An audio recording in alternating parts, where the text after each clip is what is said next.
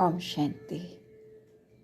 मम्मा सर्व गुणों की एक संपूर्ण मूर्त थी। जैसे मम्मा खुद गुण मूर्त थी, वैसे वो चाहती थी कि सब बच्चे भी गुणवान बने। जैसे एक अच्छी माँ अपने बच्चों को अच्छी रीति श्रृंगार करके, अच्छे वस्त्र पहनाकर, अच्छी बातें सिखाकर उनके पिता के सामने भेजती है अथवा ले जाती है, वैसे ही मम्मा भी यज्ञवत्सों का गुणों से श्रृंगार करके बाबा के सामने ले जाती थी। अगर कोई गलती कर देता था अथवा किसी को कुछ बोल देता था तो मम्मा उसको इतना प्यार देती थी कि वो खुद आकर अपनी गलती बता देता था। तब मम्मा उसको प्यार से गलती सुधारने की युक्ति बताती थी। हमेशा बच्चों की गलती को मम्मा अपनी गलती समझती थी और उनको सुधारने के लिए मेहनत करती थी। मम्मा ऐसा कहती थी कि देखो, तुम तो पूरे सोने के हो, परंतु थोड़ा सा तुम्हारे में लोहा है, उसको निकाल दो तो तुम सच्चा सोना बन जाओगे। इस प्रकार से बहुत प्यार से शिक्षा देकर मम्मा कमियों को रियलाइज कराती थी। एक दिन क्लास पूरा हुआ था। चैम्बर में बाबा भी थे और मम्मा भी। बाबा खासकर कन्याओं को देखकर बहुत खुश होते थे। उस दिन 6-7 छोटी छोटी कन्याएं बाबा के सामने बैठी थी। एकाएक बाबा ने उन्हें देखकर पूछा, बच्ची, आज तुम लोग भोजन बना सकती हो? उस समय मधुबन में 200 भाई बहनें थे और इन कन्याओं में से किसी को भी उस समय भोजन बनाना नहीं आता था, क्योंकि सब स्कूलों में पढ़ने वाली थी। बाबा ने कहा, तुम आज भोजन बनाओ, बाबा मम्मा बच्चों को भोजन खिलाएंगे। तो कन्याओं ने बहुत खुशी खुशी से कहा, हाँ बाबा, हम भोजन बनाएंगे। फिर वो कन्याएं भोजन बनाने के लिए भोली दादी जी के पास गए और कहा, बाबा ने हमें भोजन बनाने के लिए कहा है, आज हम सभी भोजन बनाएंगे। तो मम्मा ने सोचा, बाबा के कहने अनुसार ये बच्चियां भोजन बनाने के लिए खुशी से चली तो गई, परंतु इनको भोजन बनाना नहीं आता है। इस कारण मम्मा उस दिन के अपने सब कामकाज एक तरफ रख उन कन्याओं के साथ भोजन बनाने किचन में आ गई। जब तक भोजन पूरा नहीं बना तब तक मम्मा वहीं रही। उस समय मम्मा ने उन्हें चावल धुलाई करने की विधि से लेकर दाल बनाने तक सिखाया, क्योंकि उन कन्याओं को ये भी पता नहीं था कढ़ाई में तेल कितना डालना होता है, तेल में पहले क्या डालना होता है, अंत में क्या डालना होता है। मम्मा ने उन्हें पूरा भोजन बनाना सिखाया। भोजन इतना स्वादिष्ट बना कि बाबा बहुत खुश हो गए। मम्मा पापा दोनों ने खुद सब भाई बहनों को खिलाया तो कन्या भी बहुत खुश हो गई।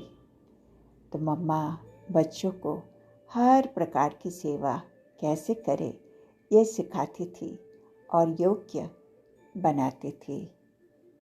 चलते चलते मम्मा बच्चों से पूछती भी थी, बच्ची, बाबा को कितना याद करती हो, बाबा से कितना प्यार करती हो। इस प्रकार ज्ञान की लोरी के साथ साथ योग का भी ध्यान खिंचवाती रहती थी।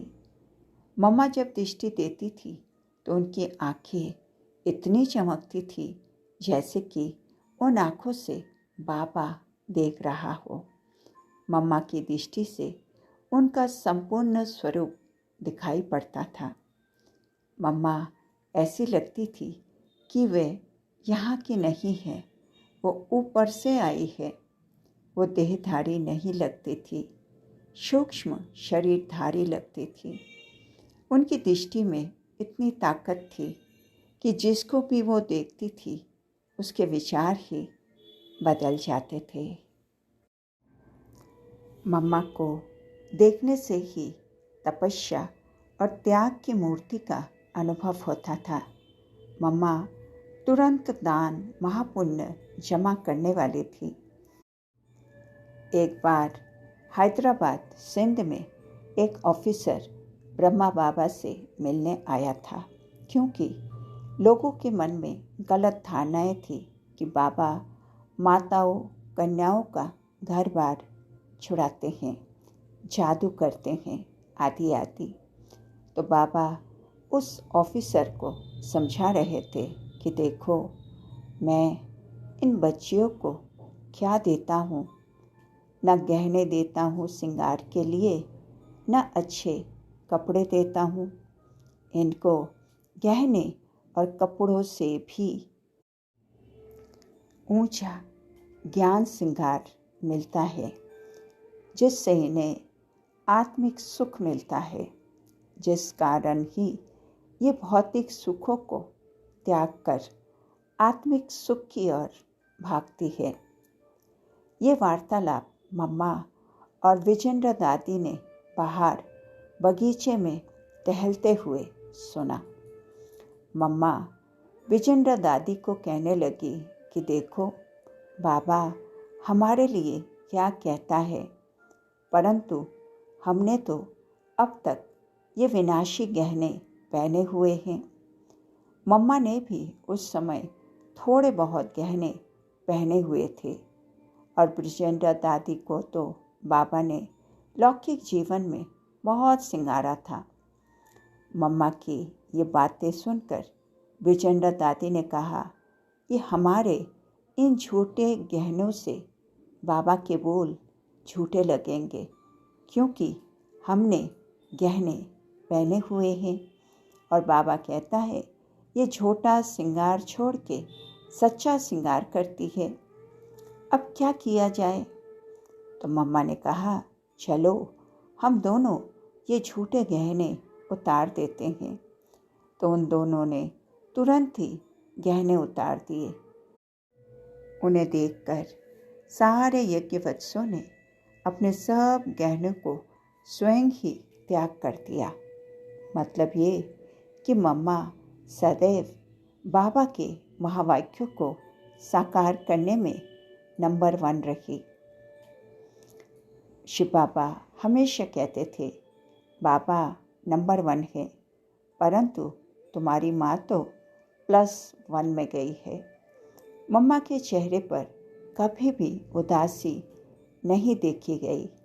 उनका सदैव मुस्कुराता हुआ चेहरा था। मम्मा का एक एक बोल सुख देने वाला था। मम्मा के दृढ़ता भरे बोल सदैव औरों को भी दृढ़ संकल्पधारी बना देते थे। मम्मा की दृष्टि पाते ही कईयों को अशरीरीपन का अनुभव होता था। मम्मा की शीतल गोद जन्म जन्मांतर के विकारों की तपत बुझाने वाली थी। अनोखा अनुभव होता था।